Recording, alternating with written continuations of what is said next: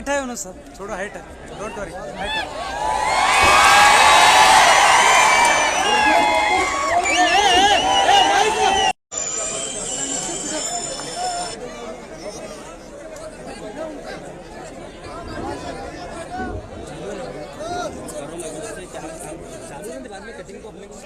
भाई आवाज मत करो, आवाज मत करो पूरा।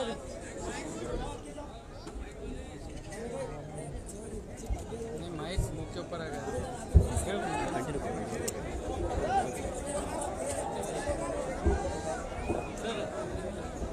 हाँ एक मिनट क्या लगेगी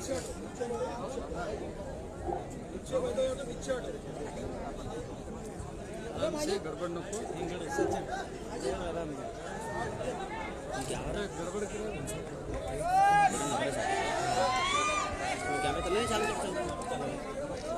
औज़ु बिल्लाहि मिनश शैतानिर रजीम, बिस्मिल्लाहिर रहमानिर रहीम, अस्सलामु अलैकुम व रहमतुल्लाहि व बरकातुहू।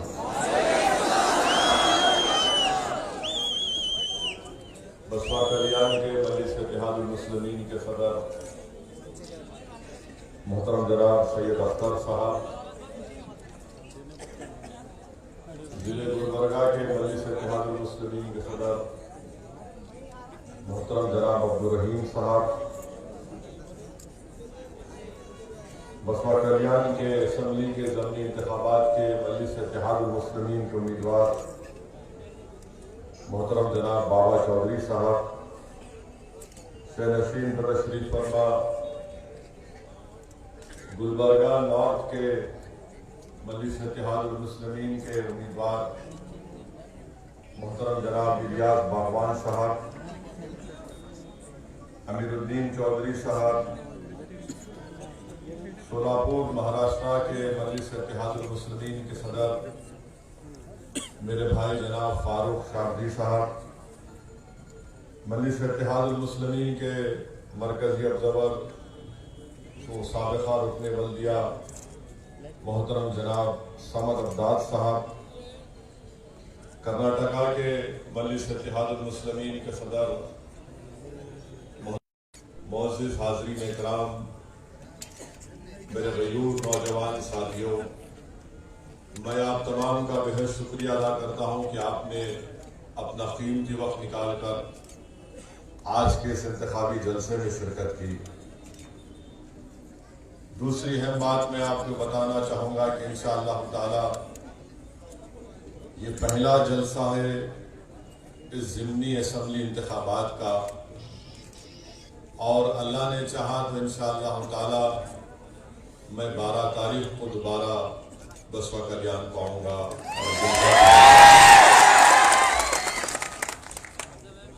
तो हम मजलिस के मुखालिफिन से कहना चाहेंगे अभी तो शुरुआत है, पहला जलसा है। मैं जब यहाँ पर आया तो बहुत से हमारे मजलिस के जिम्मेदारों ने कहा कि मजलिस इत्तेहादुल मुस्लिमीन की मुखालिफत में बहुत सी सियासी पार्टियों ने बहुत सी बातें कही हैं। मेरे अजीज दोस्तों और बुजुर्गों, मुझे बताया गया कि डिप्टी चीफ मिनिस्टर, क्या नाम है इनका, उनका नाम है जनाब लक्ष्मण सवादी साहब। तो लक्ष्मण ये बोले हैदराबाद से कोई आने वाला है और बसपा कल्याण को डिवाइड करेगा। कांग्रेस के भी कोई बड़े बड़े कायदीन आए, उन्होंने भी माशाल्लाह मेरे को गाली दिए, अल्लाह उनको अच्छा रखे।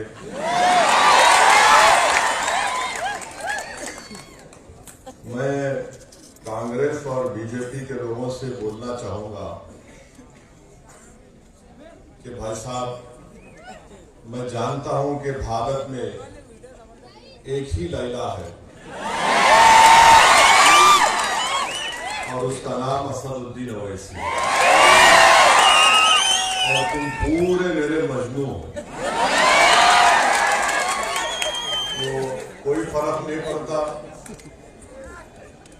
लैला की मोहब्बत में मजनुआ बहुत पुकारते हैं, पुकारो पाशा। ये लक्ष्मण सवारी बोले कि हैदराबाद से आके बसवा कल्याण में डिवाइड करेंगे।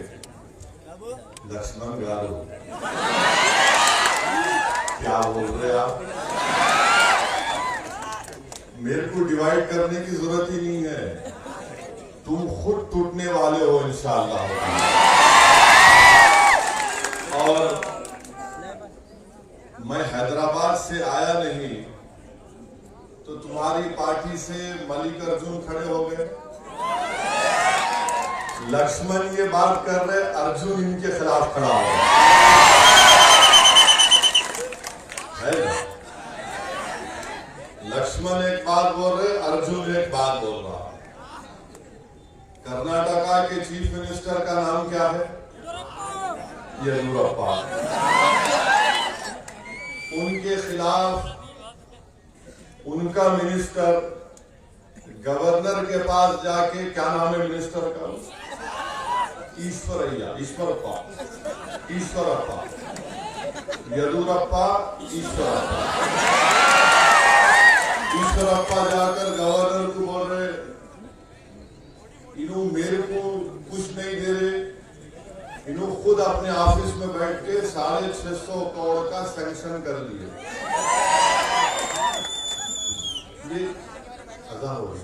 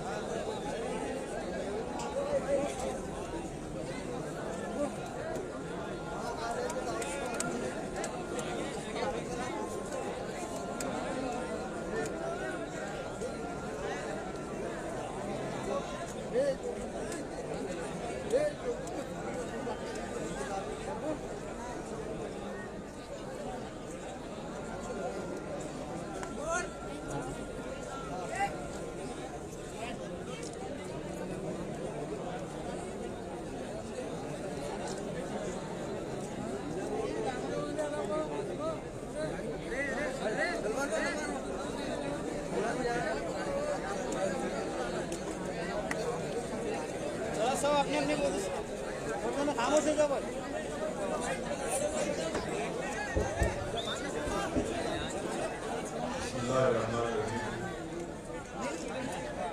एक अदा के लिए हम वफ़ा दिए थे, मैं अपनी बात को जारी रखूंगा।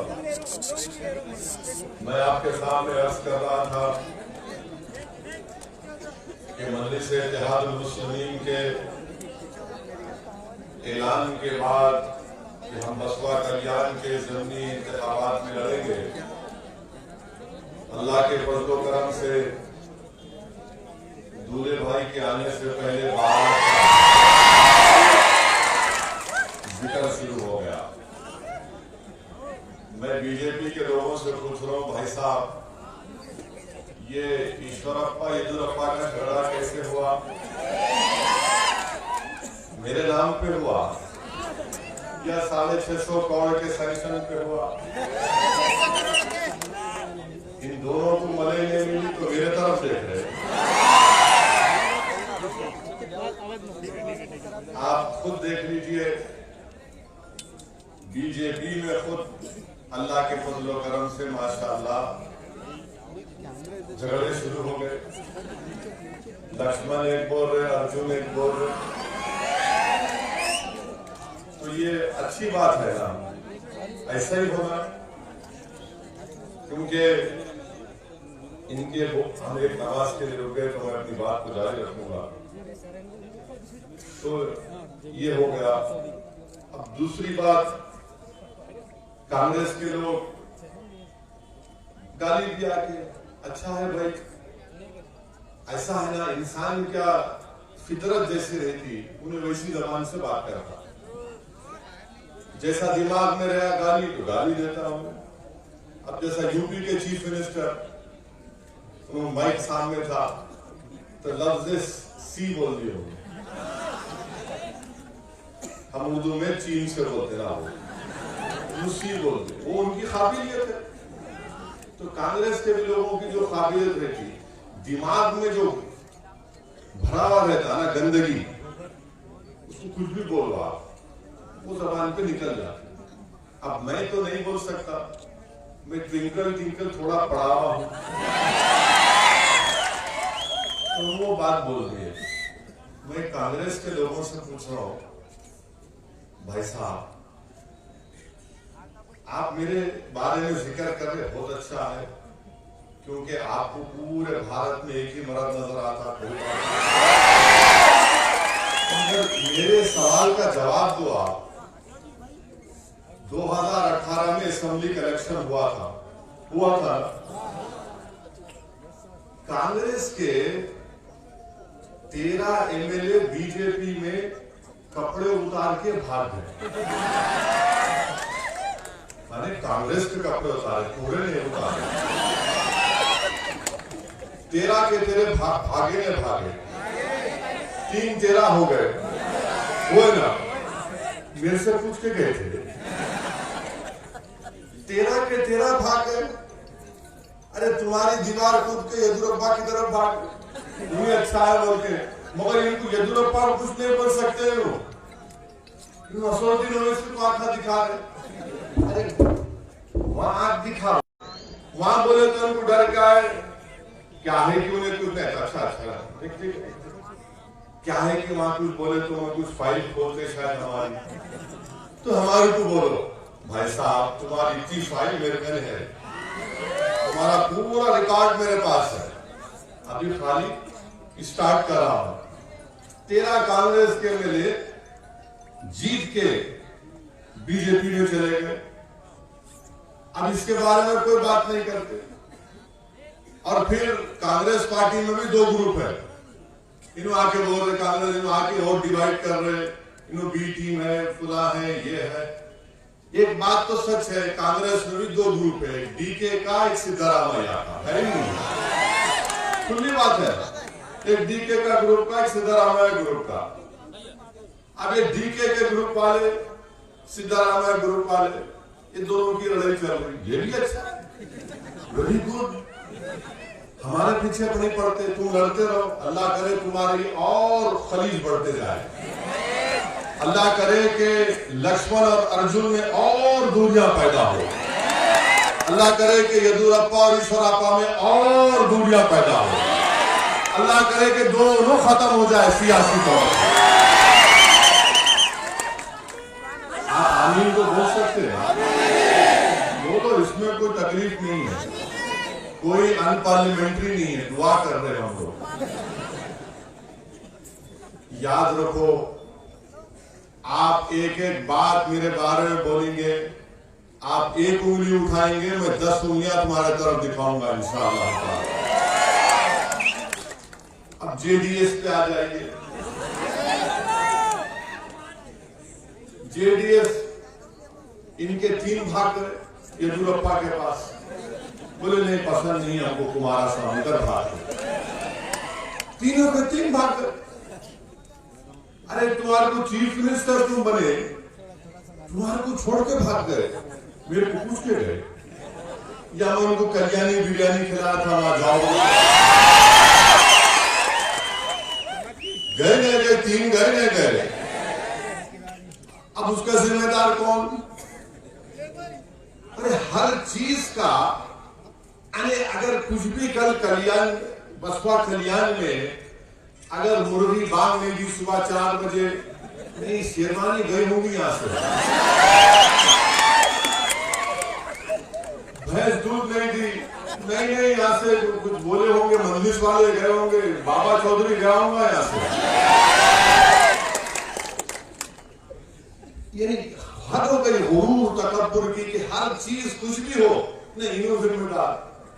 भाई साहब वक्त है, गर्दन मोटी है, मालूम झुक नहीं सकती, अगर नहीं झुक सकती तो कम से कम बैठ के झांक लो गिरेबान में कितने गलतियां आप कर रहे हैं। जेडीएस के 3 भाग गए, कांग्रेस के 13 भाग गए, और फिर इन मजलिस को बी टीम मजलिस वोट काटने आई, और फिर बोलते नहीं उनको पैसों से खरीद लिए। अरे भाई साहब तुम बिकने तैयार हो तो मैं क्या करूं? और फिर बीजेपी में तो माशाल्लाह लक्ष्मण गारू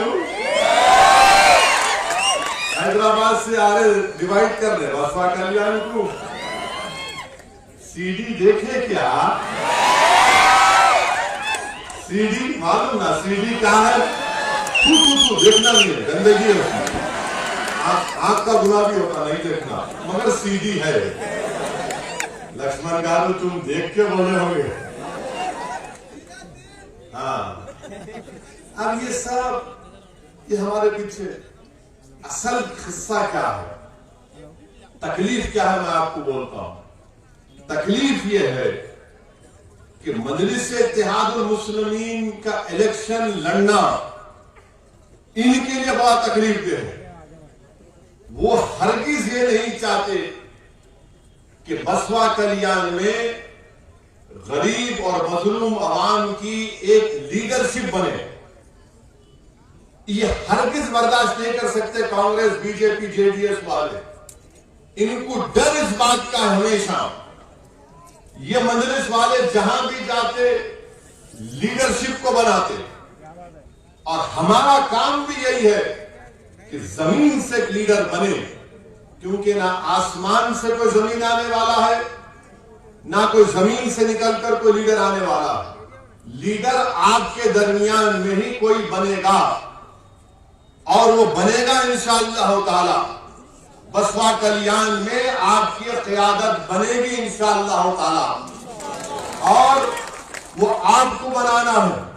मैं कोशिश करता रहूंगा, आपके सामने आकर लड़ता रहूंगा, मगर बनाना तो आपको है, और ये बनना जरूरी है, क्योंकि जब अहले गैरे हमारी जिंदगियों का फैसला करते आए हैं, अब अहले गैरे नहीं करेंगे। अब बसपा कल्याण से आपका बेटा, आपका भाई, आपका बाप, आपका दोस्त, आपका रिश्तेदार करेगा। ये इनको तकलीफ होती है कि ये क्या हुआ है।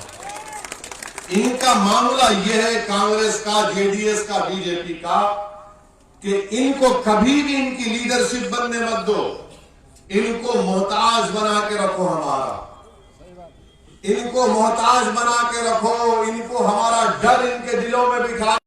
और मैं, अल्लाह मुझे जब तक जिंदा रखेगा, मैं इंशाअल्लाह ताला आपसे वादा कर रहा हूं कि कश्मीर से कन्याकुमारी तक असदुद्दीन ओवैसी और मेरे तमाम मजलिसी रुफ़क़ा इस वतन अजीज में मजलूम अवाम की एक नई लीडरशिप को पैदा करेंगे। जब तक जिंदा रहेंगे क़यादत को बनाएंगे और बनाकर जाएंगे इंशाअल्लाह। आप ये देखो, हम बंगाल में इलेक्शन लड़ रहे हैं, छह या 7 सीट पे लड़ रहे हो आप, 7 सीट पे। इतनी तकलीफ ममता बनर्जी को तकलीफ, कांग्रेस को तकलीफ, वो लेफ्ट फ्रंट कांग्रेस का तो बंगाल में अपन ये दक्षिणी जमाने बोलते ना, उतरा हुआ शहर है इन्हें नहीं जिंदा होता। तो यहाँ तो माशाल्लाह अपना एक से लारी चलाने वाले, कॉन्ट्रैक्टर, ट्रेलर, बैटरी का चार्ज करने वाले सब पूरा इंजन खोल के रख देते हैं यहाँ पर। तो इस वास्ते तकरीर का आगाज भी इंजन को खोला, खाली इंजन को खोला, अभी पूरा उतारा नहीं उसको, खोला खाली बानर उठा के खाली दिखाया। मेरे को भी थोड़ा आता गाड़ी का काम, सियासी गाड़ी का काम। आप असल गाड़ी चलाने वाले हैं और इंशाअल्लाह ताला मुझे यकीन है कि बसवा कल्याण में आप एक नई तारीख को रकम करेंगे इंशाअल्लाह ताला। इसीलिए मजलिस इत्तेहादुल मुस्लिमीन ने नॉर्थ गुलबर्गा से इलियास बागवान साहब को हम ऐलान कर दिए। लोग बोले अरे इलेक्शन को 2 साल है, 1.5 साल है, ऐलान कर दिए कहते जल्दी। मैंने शादी की तारीख निस्बत के वास्ते दूल्हे को तय करते नहीं करते, दूल्हा पूरा बोले बात तो पक्की कर लो, रोका बाद में छपाएंगे बनी में। तो हम भी इलियास बागवान शेख साहब को अपना कैंडिडेट डिक्लेयर कर दिए। और हमने इसलिए किया कि बहुत से लोगों में ये गलतफहमी है कि 5 साल पहले मजलिस इत्तेहादुल मुस्लिमीन जब इलेक्शन नहीं लड़ी तो लोग ये बोल रहे हैं नहीं आपके बार भी मजलिस वाले नहीं लड़ते इलेक्शन, 5 साल पहले भी नहीं लड़े थे। तो मैं आपको बताने आया हूं कि आने वाले ये इलेक्शन में तो हमारे कैंडिडेट हैं, बाबा चौधरी है। असेंबली के इलेक्शन जब आएंगे इंशाअल्लाह ताला हम ना सिर्फ गुलबर्गा बल्कि बिदर, हुनाबाद, बीजापुर, वो जगह है कर्नाटका में हम कैंडिडेट खड़ा करेंगे। हम बात कर रहे हमारे गुलबर्गा के सदर का नाम अब्दुल रहीम है, उनको और एक नाम है उनका नहीं मालूम शायद आपको, क्या नाम है? मिर्ची से। तो मिर्ची को लगा दिया उनके पीछे। तो ये लड़ना है इलेक्शन लड़ने के लिए पूरी मजलिस तैयारी कर रही है।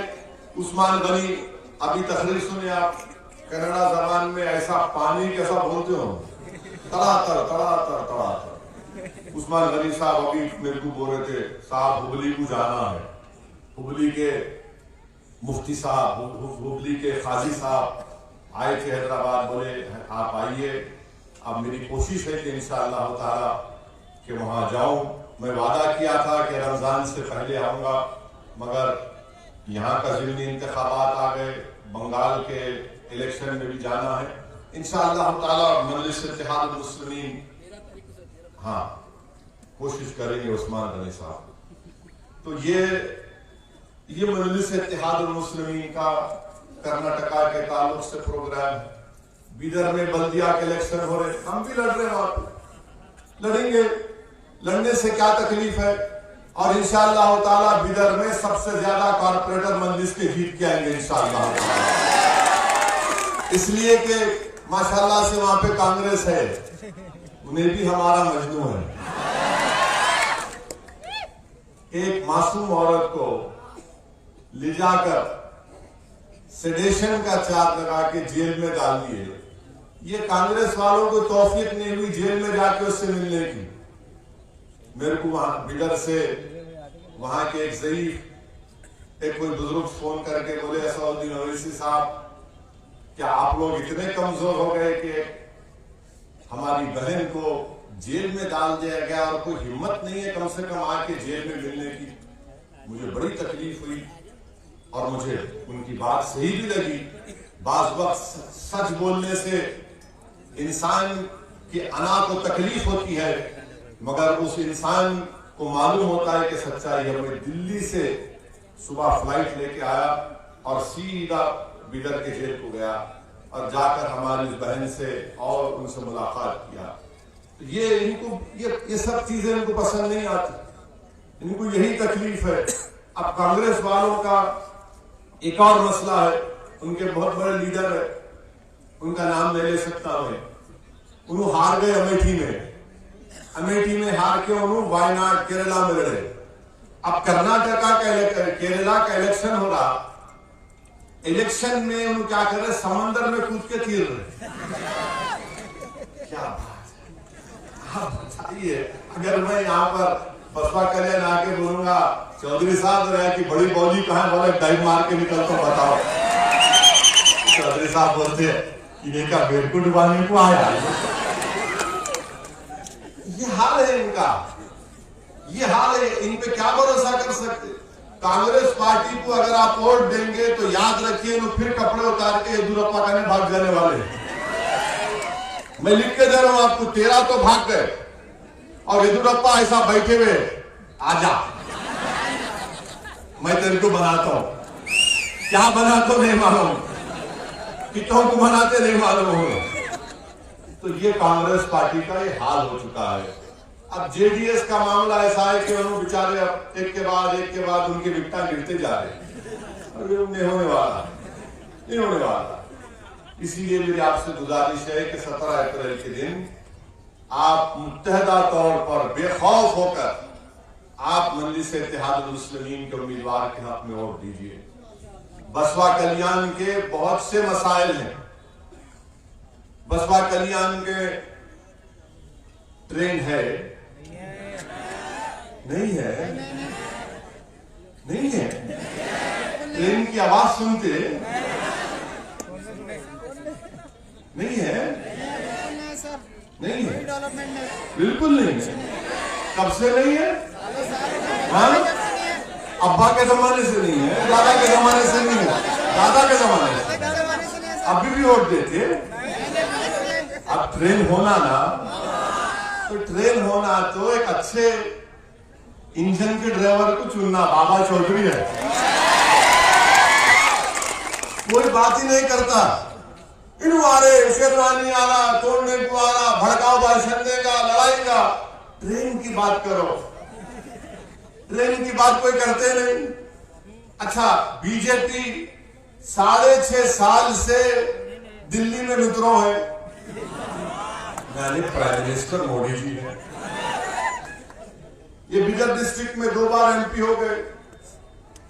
ट्रेन का एक लफ्ज नहीं बोलते हैं वो। अरे भाई ट्रेन लेके आना था ना बसपा कल्याण में, कुछ नहीं। बीमार हुए तो बिदर, सोलापुर, हैदराबाद जाना पड़ता नहीं पड़ता? जाना पड़ता ना। बीमार हुए तो या तो बिदर जाना, ये सोलापुर जाना, हैदराबाद जाना, फिर भी वोट देते। ये अस्पताल होना, बाबा चौधरी एक छोटा दवाखाना तो खोल लिए कम से कम। अब एमएलए बन गए तो लड़के इंशाअल्लाह ताला बड़ा गवर्नमेंट का हॉस्पिटल यहाँ पे खुला सकते हैं। तीसरी बात, आपको यहाँ पे हमारे फर्स्ट ग्रेड कॉलेज के स्टूडेंट्स हैं, बस है जाने को, बच्चों को पढ़ाने के लिए बस तो होना ना, गरीब आदमी को बस तो होना ना। ये बात ही नहीं करेंगे, कोई बात नहीं करेगा, खाली लैला के बारे में बात करते। तो मेरी लैला आई देखो। अरे मेरे प्यारो, मेरी मोहब्बत में तुम मर जाओगे इंशाल्लाह, मुझे मालूम। मगर बसपा कल्याण के लोगों को तकलीफ दे रहे। आप कम से कम बस तो डालते ताकि ये फर्स्ट ग्रेड के हमारे बच्चे बच्चियां स्कूल को, कॉलेज को जा सके। अच्छा, यहाँ पर पीने का पानी का भी इंतजाम नहीं, खाली थोड़े घरों को आता पीने का पानी। ये आपके बुनियादी मसाइल है। फिर इससे हट के आप देखो, आपके पास माशाल्लाह से 150 किस्म की जड़ी बूटी है, 150 किस्म की जड़ी बूटी है पूरे बसपा कल्याण में। अगर सही रिसर्च करे तो यूनानी आयुर्वेदिक को फायदा होता। अच्छा कुछ नहीं करे, वो बाबा को लाना था जो सांस करा के सिखाते, ये नाक से लेके इससे छोड़ो, उससे खींच के इधर छोड़ो, उसको तो डालना था। 150 जड़ी बूटियां हैं, तो 150 जड़ी बूटियों को इस्तेमाल करने के लिए आपको एक जड़ी बूटी को वोट देना, उसका नाम मजलिस इत्तेहादुल मुस्लिमीन। कुछ नहीं करते। अच्छा फिर यहाँ पे अब हमारे हडापाट बरादरी के भाई, ये कम्युनिटी के लोग है ना, हडापाट हमारा भाई है ना, जात के लोग है ना, कम्युनिटी के लोग, हड़पट माफ करना, तलफ्फुज़ में गलती हो गई, तो उनके बारे में प्रभु चौहान कहते मिनिस्टर है, कोने की होंगे मिनिस्टर, मेरे को क्या करने का। प्रभु चौहान साहब ये बोले अगर कोई हड़पट बिरादरी का कोई जीत गया तो क्या उन्हें असेंबली में जाके किसी का शेव करेगा, दाढ़ी बनाएगा? ये बोले नहीं बोले? ये भड़काऊ भाषण नहीं है। खाली हमारे चेहरे को देखते कि चेहरे पे दाढ़ी, सर पे टोपी, भड़काऊ भाषण, आतंकवादी, जिहादी, एंटी नेशनल, इन्हों बोले सो इनके मुंह से खून गिर रहे, मोतिया गिर रहे, मोगरा गिर रहा। मैं हमारे हड़पट बरादरी के लोगों से अपील कर रहा हूं कि आप मुत्तहिदा तौर पर 17 अप्रैल के दिन बाबा चौधरी के हाथ में अपने वोट का इस्तेमाल करिए। हम आपसे वादा कर रहे हैं कि इंशाअल्लाह ताला हम पूरा आपके साथ कंधे से कंधा मिलाकर आपकी मसाइल के लिए, आपके इंसाफ के लिए लड़ेंगे इंशाअल्लाह ताला। फिर हमारे मराठा बरादरी के लोग भी इस असेंबली हल्के में बसपा कल्याण में रहते, बरसों से हमारे मराठा भाई बोल रहे कि हमको रिजर्वेशन दो, मगर येदुरप्पा ईश्वरप्पा खाली मलाई पे लड़ रहे। 650 करोड़ मेरे को कर दिया है, मेरा काम पहचान दिया। वो लड़ते रहे, घर में जब आया एक भाई लेकर कुछ भाग जाता तो दूसरा भाई जाके रोता, अम्मी क्या बात, मेरा खिलौना लेके भाग गया है। इनका हाल यही है। हमारे मराठा भाइयों को रिजर्वेशन दीजिए, हक बनता उनका, वो सोशली एजुकेशनली यहां पर बैकवर्ड है, उनको मिलना चाहिए। इसके ऊपर कोई बात नहीं करते आप। और फिर जो कांग्रेस की तरफ से ये वादा किया गया था कि टीपू सुल्तान के नाम से एक सर्कल बनाया जाएगा बसपा कल्याण में, बंगला में, वो भी भूल गए। आप क्यों नहीं बनाते भाई? हम आपसे वादा कर रहे कि इंशाअल्लाह ताला आप बसपा कल्याण से, आप यहां से हमारे कैंडिडेट को कामयाब करिए। हम ना सिर्फ टीपू सुल्तान सर्कल के नाम से चीज बनाएंगे, बल्कि झांसी की रानी का भी नाम रखेंगे इंशाअल्लाह। ये भी नहीं करते। अच्छा ऊपर से लक्ष्मण बोल दिए मैं आ रहा हूं और यहां पर डिवाइड करने की बात करूंगा। मैं लक्ष्मण साहब की पार्टी से पूछना चाह रहा हूं, आपने पूरे कर्नाटका में कैटिल बैन क्यों लगाया? आपने भैंस के काटने पर भी पाबंदी क्यों लगाई? आप कौन होते? मैं घर में क्या खाता हूं, क्या पहनता हूं? आपको कोई अख्तियार नहीं है कि आप मेरे घर में झांके या मुझसे कहे कि आप ये खाओ, ये मत खाओ, ये कपड़े पहनो, ये बोलो, ये मत बोलो। इसलिए कि सुप्रीम कोर्ट का जजमेंट है राइट टू प्राइवेसी का, और सुप्रीम कोर्ट ने कह दिया कि प्राइवेसी भारत के शहरियों के लिए उनका एक बुनियादी हक है। और प्राइवेसी का मतलब यह है कि मैं कुछ भी कर सकता हूं, बशर्ते कि मैं कानून ना तोड़ूं। मैं अपने घर में कुछ भी कर लूंगा। आप कौन होते? और इनके इस फैसले से पूरे कर्नाटका में 50 लाख लोग बेरोजगार हो चुके हैं। 50 लाख लोग, जिसमें हमारे कुरैश बरादरी की बहुत बड़ी तादाद है। वो तो उनका ऑक्यूपेशन है। बरसों से 100 साल 200 साल से वही काम कर रहे हैं, आप पूरा उनको रोड पे ला दिए, पूरा का पूरा उनको बर्बाद कर दिए। और फिर इसका सबसे बड़ा नुकसान किसान को हो रहा है। वो किसान जो जानवर खरीदता है और एक वक्त के बाद वो जानवर उसको बेचना पड़ता नया जानवर खरीदने के लिए, आप वो जानवर भी नहीं खरीदते किसान से, आप पूरे इस बिरादरी को बर्बाद कर दिए। आप बताइए फिर गरीब कहां जाएगा, क्या खाएगा? और बीफ का जो गोश्त होता है, मैं किसी के दिल आजारी के लिए नहीं कह रहा हूं, मेरा हरगिज मतलब ये नहीं। बीफ का जो गोश्त होता है वही तो गरीब खा सकता है ना। अगर आप बोलेंगे नहीं तू दाल खा, अरे भाई दाल महंगी है। भारत का जो गरीब है, चाहे वो मुसलमान हो, दलित हो, आदिवासी हो, हमारे हिंदू भाई और भी गरीब है, वो क्या खाएंगे फिर? और मैं नहीं कह रहा हूं, बीजेपी के लोग मेरे सवाल का जवाब दो कि कर्नाटका में national family health survey 4th round हुआ, जिसमें खुद कर्नाटका की सरकार ये कह रही है कि 39% दलित और आदिवासियों के बच्चे स्टंटेड होते हैं, यानी जो उम्र में उनका वजन होना तो वजन नहीं होता। क्या खाएंगे फिर ये दलित आदिवासियों के बच्चे? ये आप कह रहे हैं। फिर आप कर्नाटका की हुकूमत सरकार कहती है कि 40% बच्चे अंडर नरिश, यानी खाने को नहीं मिलता उनको, ये दलित आदिवासियों के। और 56% बच्चे एनीमिक है, खून नहीं है। क्या खाएगा उन्हें? दाल खरीदेगा उन्हें? आप बताइए कितना बड़ा जुल्म कर्नाटका में बीजेपी की हुकूमत कर रही है। मकसद क्या है कि हिंदुत्व की आइडियोलॉजी को प्रमोट किया जाए, उनके आइडियोलॉजी को पूरे कर्नाटका पर मुसल्लत कर दिया जाए। और उसका नतीजा यह हो रहा है कि गरीब भूखा मर रहा है, 50 लाख लोग बेरोजगार हो चुके हैं इनके गलत फैसले की वजह से।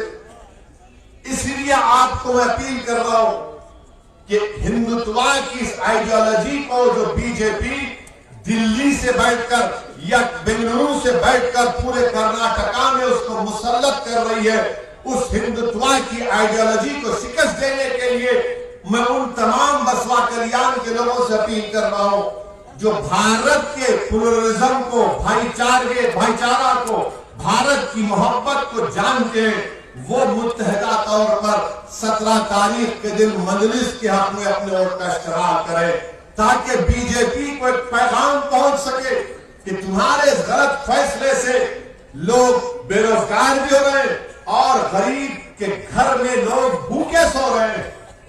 और ये मैं इसलिए कह रहा हूं कि आज से 8-9 महीने पहले जब लॉकडाउन हुआ था, आज एक बहुत बड़ी रिसर्च PEW की रिपोर्ट आई कि मुल्क में 7.5 करोड़ लोग एब्जेक्ट माने गुर्बत, गरीबी के सतह से नीचे जा चुके हैं। 7.5 करोड़ लोग। जब लॉकडाउन लगा, ये पूरे ट्रांसपोर्ट का कारोबार करने वाले भूखे मर गए। ना ड्राइवर है चलता, ना गाड़ी चलती, ना मैकेनिक, कुछ नहीं। ना मरकजी हुकूमत, ना रियासत हुकूमत मदद के लिए आई। आज पैसा नहीं है लोगों के पास, मगर बीजेपी क्या बोल रही? लव जिहाद। अरे ये कैसे दीवाने हैं ये लोग कि बेंगलुरु में एक हमारी हिंदू बेटी और एक मुसलमान हमारा बेटा बेंगलुरु से बस में बैठ के जा रहे, तो गाड़ी से उतार कर उन दोनों बच्चों को बजरंग दल के लोग, 4 लोग खूब मारे पीटे और चाकू लेके उस मुस्लिम बच्चे के पेट में 6 मरतबा मारे। क्यों तुम उसके साथ जा रहे? अरे मेरे भाई, वो बालिग है, वो बालिग है, छोटे पापा नहीं है वो लोग। आप कौन होते हैं उनको रोक के पूछने वाले? आपको इख्तियार किसने दिया? किसने आपको इतनी हिम्मत दी कि आप सरेआम बस को रोक कर बस से उतार कर बच्चे को पीटते हैं कि तू उसको लेके जा रहा हो। बच्ची बोल रही है अरे भाई मैं उसको मेरे साथ जा रहे कुछ भी नहीं है, नहीं तू ये कर रहा और चाकू मार दिया। ये मैं नहीं कह रहा हूं, मंगलूर के पुलिस कमिश्नर ने कहा कि बजरंग दल के लोग थे। अब इस पे बोले लक्ष्मण, नहीं बोलिए लक्ष्मण, तुम सन्नाटा जारी हो जाता। और फिर वही मंगलूर में एक और वाकया हुआ। रहमान और मुस्तफा एमटी गाड़ी में जा रहे, रहमान और मुस्तफा खाली गाड़ी, ये संघ परिवार के गुंडे रोक के रहमान मुस्तफा को इतना मारे कि सर पे दोनों के 15-16 टाके जिस्म छन्नी कर दिए मार के। क्यों मारे? नहीं तुम काऊ के स्मगलर है। अरे गाड़ी खाली है रे, कुछ भी नहीं है उसमें। तो आंख का अंधा है मालूम, दिमाग का पागल भी है, मगर देख तो सही गाड़ी में कुछ है। और अगर है भी गाड़ी में तो तू कौन होता रोकने वाला? तू पुलिस का कमिश्नर है, तेरे बाप की हुकूमत है, कानून तेरे बाप का है या संविधान के चलेगा कर्नाटका? रोक के मारे उन बच्चों को, सर फोड़ दिए, कुछ नहीं। ना येदुरप्पा बोलते, ना ईश्वरप्पा बोलते, ना लक्ष्मण बोलते, ना मोदी बोलते, ना अमित शाह बोलते, ना डीके बोलते, ना सिद्धरामैया बोलते, सब बैठ के तमाशा देख रहे। थाली नहीं बजाना है, सोचना है। थाली बजाने के लिए नहीं बोल रहा हूं। दिमाग जब यहां से आप जाएंगे, मैं आप चाहता हूं कि आप एक फिक्र लेकर उठे, पैगाम लेकर उठे, ताकि आप एक जहन बना ले 17 तारीख को पतंग के निशान पर बटन दबाने के लिए। वो पैगाम मैं आपको देना चाह रहा हूं मेरे अजीज दोस्तों और बुजुर्गों। और फिर कर्नाटका में अल्लाह के रसूल सल्लल्लाहु अलैहि वसल्लम की शान में गुस्ताखी हुई। बेंगलुरु में धरना हुआ, गड़बड़ हुई, तशद्दुद हुआ, बच्चों को पकड़ा गया। उन पे क्या कानून लगा दिए? Unlawful activities prevention act, unlawful activities prevention act. ये कानून में इस बात की गुंजाइश है कि 180 दिन तक आप एक शख्स को या जो भी पकड़े गए उनको जेल में रख सकते, डिटेंशन में। कितने दिन? 180 दिन। 180 दिन बोलते कितने हो गए प्यारे? कितने महीने हो गए? कितने? 6 महीने 180 डेज रख सकते। ये कानून कौन बनाए मालूम आपको? कौन बनाए कानून मालूम आपको? कांग्रेस पार्टी। कांग्रेस पार्टी बनाई। 2008 में चिदम्बरम तरमीम करे। मैं दिल्ली में यूपीए हुकूमत की तारीफ कर रहा था, मैं पार्लियामेंट में मुखालिफत किया, उसके खिलाफ वोट दिया। आप जाके देखो, यूट्यूब पे तकरीर है। बाद में 2019 जुलाई में अमित शाह ने इस कानून को और गंदा कर दिया, बिल्कुल, और तरमीमात लेकर आए। उस तरमीमात में क्या था कि दिल्ली में एनआईए का कोई इंस्पेक्टर बैठ के बोल सकता कि बसवा कल्याण का फला शख्स टेररिस्ट है, बगैर कोर्ट उसको सजा दिए। कोर्ट किसी को सजा दिए तो बोल सकते हैं भाई कोर्ट सजा दी, मुजरिम है। कुछ नहीं, दिल्ली में एनआईए का इंस्पेक्टर बैठ के एक बोल देगा फरमान कि फला जैद बकर टेररिस्ट है बसवा कल्याण का। और अच्छा, दूसरा क्या किया कानून में? अगर कोई मैं CAA के खिलाफ एहतजाज करूंगा या 370 निकाले उसके खिलाफ एहतजाज करूंगा तो लगा दो इनके ऊपर।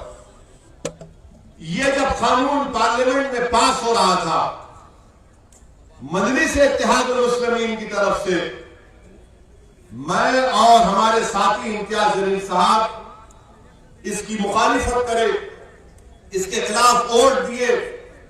और मैंने अपनी पार्लियामेंट की तकरीर में पूरे कांग्रेस के बैठे थे 55, 55 MP शायद उनके।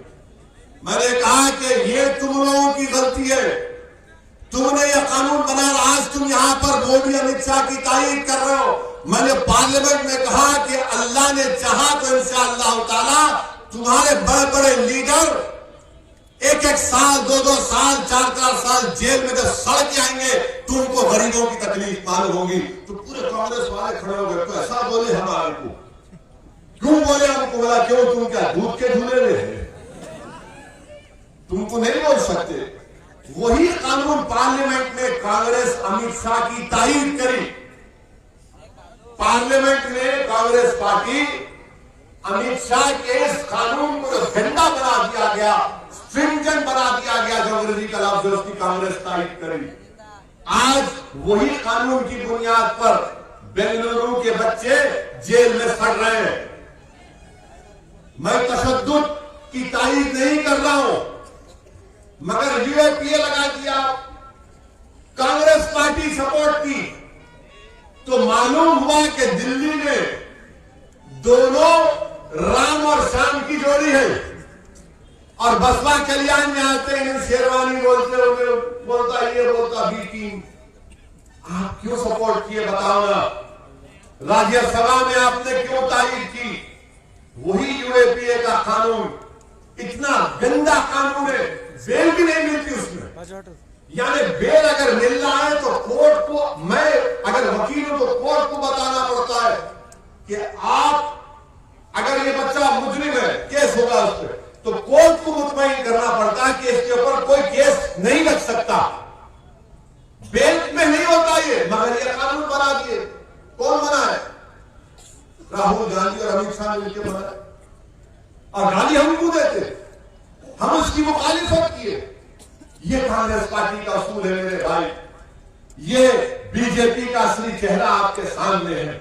इसीलिए मेरी आपसे अपील है कि आपको बसपा कल्याण में इंशाअल्लाह ताला, बल्कि पूरे कर्नाटका में आपको अपनी एक क़यादत को बनाना है। मैं यहां पर अपनी मकबूलियत में इजाफा करने को नहीं आया हूं, मैं यहां पर अपनी जात के लिए नहीं आया हूं, अल्लाह मेरी नीयत को जानने वाला है। मैं आपसे अपील करने आया हूं कि आप अपने वोटों से अपनी पार्टी को, अपनी क़यादत को बनाइए और ऐसा काम करिए कि जब हम इस दुनिया से जाएंगे, और वो हक है, हम सबको जाना है इस दुनिया से, कोई नहीं रहने वाला है यहां पर, सबको जाने का है, सबका दीन होगा, सब जाएंगे इंशाअल्लाह ताला। असदुद्दीन ओवैसी भी जाएगा, मैं भी जमीन की ग़िज़ा बनूंगा, मेरे जिस्म के हड्डियां इस जमीन की मिट्टी में गल जाएंगे, मगर मेरी नीयत यह है कि जब कभी भी अल्लाह मेरी जिंदगी मुझसे छीन ले, अल्लाह का हक है, वो अल्लाह ही करने वाला है, मगर मेरा मकसद एक ही है, हम मेरे तमाम मजलिसी रुफ़क़ा का मकसद एक ही है कि हम चले भी जाएंगे तो आपके पास आपके लिए लड़ने वाला हो, आपकी क़यादत हो, आपकी आवाज, आपकी तमन्नाओं, आपकी तकालीफ को कोई बयान करने वाला हो, कोई नौजवानों के हिम्मतों को टूटने ना दे, कोई नौजवानों के आंखों से बहते आंसू को रोक कर कहे कि रोने का टाइम नहीं है, अब रुलाने का टाइम है। कोई हमारी मां और बहनों को हिम्मत दिलाए कि डरो मत, हिम्मत से काम करो। हमारे बच्चियों को कोई दिलासा दिलाए कि बढ़ो मेरे बच्चियों, इस मुल्क में, इस माशरे में जहेज की लानत की परवाह मत करो, मगर तुम तालीम याफ्ता बन जाओ, ताकि हमारी बच्चियां जब तालीम याफ्ता हो जाएंगी तो ताकतवर हो जाएंगी। ये काम हम करना चाहते हैं, ये मजलिस इत्तेहादुल मुस्लिमीन का पैगाम है, ये हमारे ख्वाब है मेरे भाई। और मैं आपसे अपील कर रहा हूं कि तुम भी ख्वाब देखना शुरू करो, तुम भी ख्वाब देखना शुरू करो। ये ख्वाबों को पूरा करने का वक्त है, अब आंसू बहाने का वक्त नहीं है, डरने का वक्त नहीं है, ये सोचने का वक्त नहीं है कि अगर इनको वोट दिए तो क्या होगा।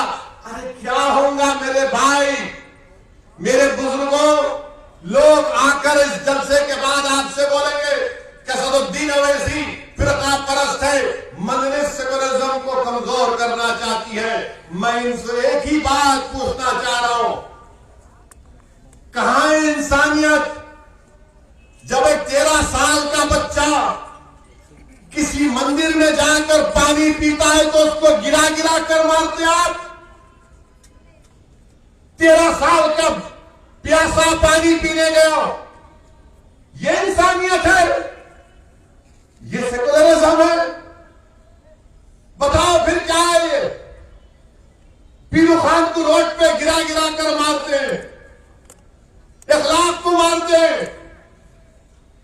कल एक वीडियो देखा कि इलाहाबाद में किसी के घर में घुसकर मार रहे, सामान तोड़ रहे, पुलिस आई तो पुलिस के सामने मारते हैं।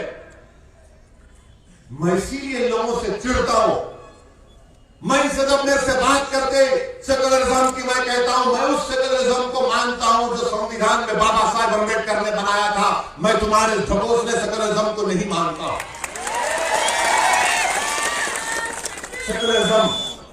सेकुलरिज्म के नाम पे आके डराएंगे, डरा के वोट हासिल करेंगे, डराकर हम वोट लेंगे। नहीं नहीं, अगर आप नहीं दिए तो उन्होंने आ जाते। अरे तुमको दिए थे ना, तुम्हारे 13 भाग गए उसके पास, तुमको ही दिए थे ना, तुम्हारे 13 के 13 भाग गए मोदी के पास चाय पीने। हम तो बोल रहे थे मत भागो, तुमको कल्याणी बिरयानी खिलाएंगे, मगर तुम चाय के ऊपर भाग गए। क्या बोल सकते? इसीलिए मेरे अजीज दोस्तों और बुजुर्गों, मेरी आपसे नम्र गुजारिश है कि हमको अपने सिलेक्शन में जमहूरी तरीके से, अददी तरीके से, मुत्तहिदा तौर पर हमको अपने सियासी शऊर को बताना। और याद रखिए, ये पहला इलेक्शन हम लड़ रहे हैं, ये आखिरी नहीं होगा। हम हर बार इलेक्शन लड़ते रहेंगे इंशाअल्लाह ताला। अल्लाह जीत हमको कामयाबी देगा। अल्लाह के बारगाह में सजदा करेंगे, अल्लाह कुछ और नतीजा देगा, तब भी हम कहेंगे अल्हम्दुलिल्लाह, अल्हम्दुलिल्लाह। मगर हम लड़ते रहेंगे, हम लड़ते रहेंगे, पीछे नहीं हटने वाले हैं। दुनिया में तुम कितनी बातें बोल सकते, बोल लो मेरे बारे में। तुम बी टीम बोलो, ए टीम बोलो, ये पैसों के नाम पे खुदा क्या क्या बोल सकते बोल लो, मगर मैं जानता हूं कि मैं तुम्हारे इल्जामात से पीछे हटने वाला नहीं हूं। मगर जब तुम मुझे बोलोगे, एक बात याद रखो, तुम्हारा एक एक जुमला मुझे अपने हौसलों को बुलंद करता है। तुम्हारी एक एक गाली मेरे अज़म को बुलंद करता है। तुम्हारे एक एक झूठ मुझे सच्चाई के रास्ते पर चलाती है। तुम्हारी एक एक बकवास मेरे पास कोई माने नहीं रखता, क्योंकि मैं इन लोगों को जवाब दे नहीं हूं, ना आप जवाब दे, हम अपने अल्लाह को जवाब दे। हम अल्लाह को जवाब दे। अल्लाह देख रहा है, अल्लाह दिलों का हाल जानने वाला है, अल्लाह इज्जत देने वाला है, अल्लाह जिल्लत देने वाला है। मैं मखलूक के लिए काम नहीं कर रहे हैं। लोग मजलिस के लोग, हम खालिक को खुश करने के लिए काम कर रहे हैं। हम खालिक को खुश करने के लिए काम कर रहे हैं। हम मखलूक या फिर इख्तिदार की कुर्सियों पर बैठने वाले लोगों से डर कर काम नहीं कर रहे हैं। वजीर आजम मोदी है, चीफ मिनिस्टर येदियुरप्पा है, साबिका चीफ मिनिस्टर सिद्धारामैया है, साबिका चीफ मिनिस्टर कुमारस्वामी है तो इसको क्या करना है? वो गया जमाना, वो गया जमाना। वो उन्होंने भी है कुछ ना, मुझ में फर्क है। अगर मोदी है तो मुझे भी उतना हासिल है भारत में। अगर सिद्धारामैया है तो मुझे भी उतना हासिल है। येदियुरप्पा है तो मैं भी बराबर हूं येदियुरप्पा के, ना वो बड़ा है ना मैं छोटा हूं। ये मिजाज हमको पैदा करना पड़ेगा। ये नहीं पैदा होने देते लोग, बोलते नहीं, इन्हें आकर ये तमाम जहर फैला देता। अरे जहर मैं नहीं फैलाया हूं, तुमने तो हमारी बर्बादी के लिए एक जहर का झाड़ बना के रख दिया।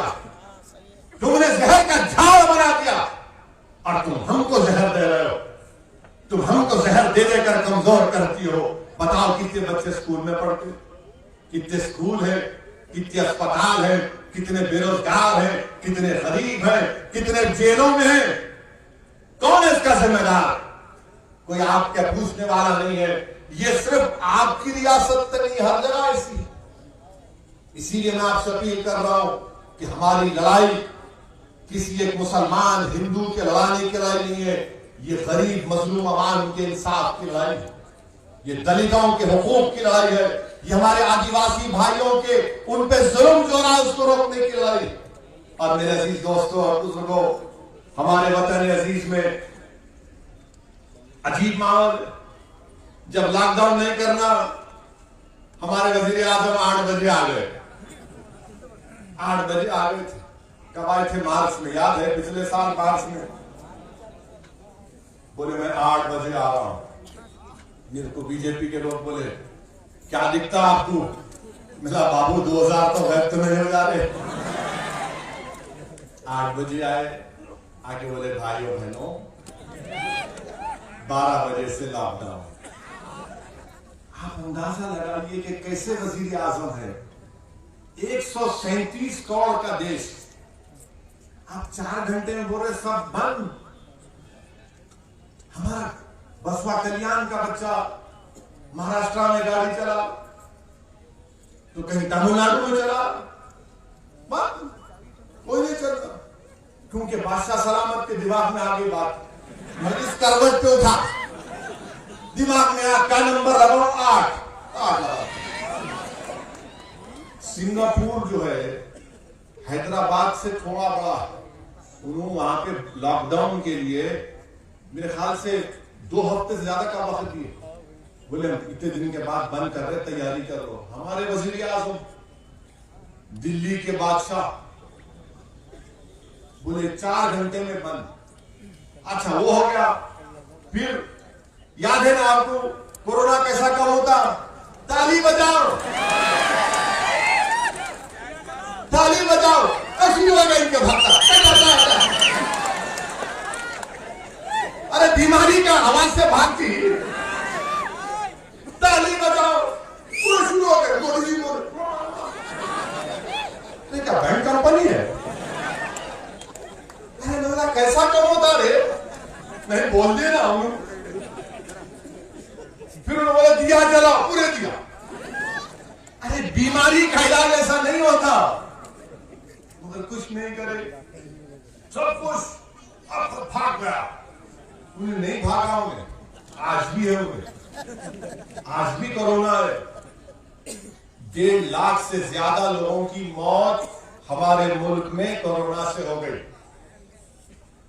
7.5 करोड़ लोग बिलो पॉवर्टी लाइन से नीचे चले गए। 10 करोड़ नौकरियां चलेगी इनफॉर्मल सेक्टर में नरेंद्र मोदी के फैसले से। अब फिर कोरोना शुरू हो गया।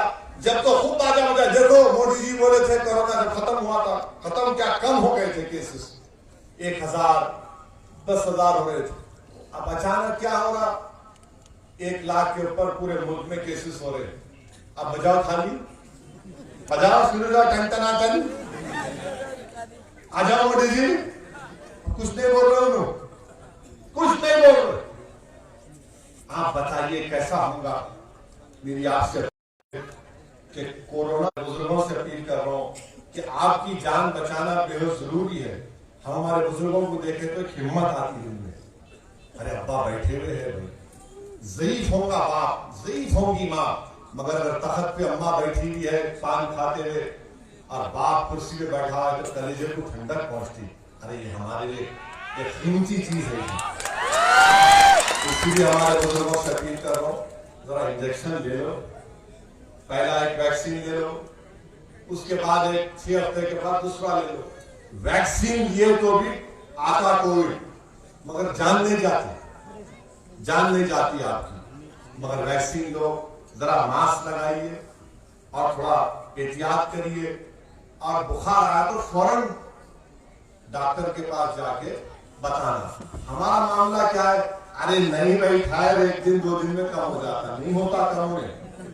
शैतान जैसा हावी होता वैसा हावी होता हूं। हम बहुत से खूबसूरत लोगों को खो दिए, अब हम और लोगों को नहीं खोना चाहते। इसीलिए पूरी एहतियात करिए। हम येदियुरप्पा जी से अपील कर रहे, जरा लगाओ ना इंजेक्शन। ईश्वरप्पा को भी लगाओ, पब्लिक को भी लगाओ। ये लक्ष्मण लगाओ ना जी। देखो लक्ष्मण में कितनी अच्छी बात करके गया, फिर बाबा को आ रहा हूं। तो कोविड से आपसे अपील है कि मुकाबला करना है, हिम्मत मत हारनी और डरने और घबराने की जरूरत नहीं है। मैं आपसे माजरत चाहता हूं, मुझे कल सुबह 6 बजे बंगाल को जाने का है, वहां पे ममता बनर्जी इंतजार कर रही है, वहां पे कांग्रेस, लेफ्ट फ्रंट, बीजेपी सब इंतजार कर रहे हैं कब आएगी शेरवानी। आप दुआ फरमाइए, अल्लाह हमारे हौसलों को बुलंद रखे और इंशाअल्लाह ताला हम सब मिलकर मेहनत करेंगे, नतीजा अच्छा निकलेगा। आपसे अपील है कि आप हमारे कैंडिडेट को कामयाब करिए। अस्सलाम वालेकुम व रहमतुल्लाहि व बरकातहू।